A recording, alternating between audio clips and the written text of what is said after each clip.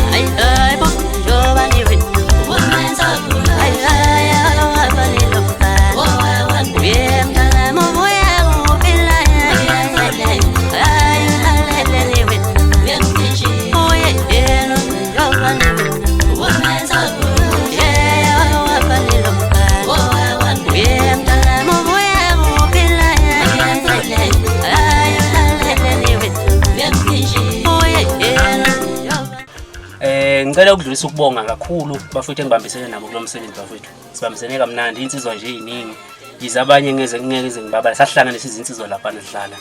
ngicela nje uqala lapho esiginqini ngibonga ukuthi dizela umfuka amaphanga phansi kwaNongoma ngiphinde ibe bambisana no Sonkesha ngibonga insizwa lezo bese ngibonga noKhaya umfuka Mkhize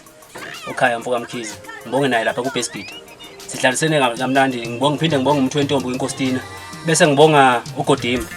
umfoka Dlamini lapha e-studio Amidok studio insizwa le ngibambisene nayo ngisebenza nayo abaningi ngiyathemba ukuthi ngoba ngeke ngayintshontshe ingoma lezi ngangena ngaze stage bayitshela ngishintshe i-studio cha bafethu akusona i-studio angishintsha nge-studio ngisese Amidok studio ela ngikhona Amidok studio bafethu lapha engikhahlela khona futhi kukhulu kusazoza ngiyanethembisa emva kwalomsebenzi khona kuzoza ngicela nilindele ngicela support lo msebenzi ngamandla ningikhombisa uthando manje ngikhombisa uthando bafethu nizobona ngasikudala konke nizoyibona nizobona umsebenzi wenu ngokuthi ningisupport kweni ikhona kongenza ukuthi ngiphumelele bafethu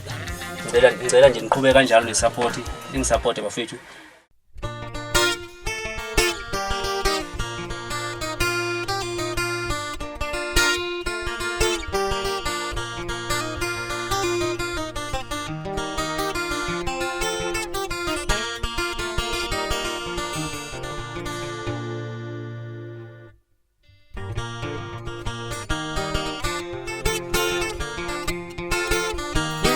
Tabaruze, oh,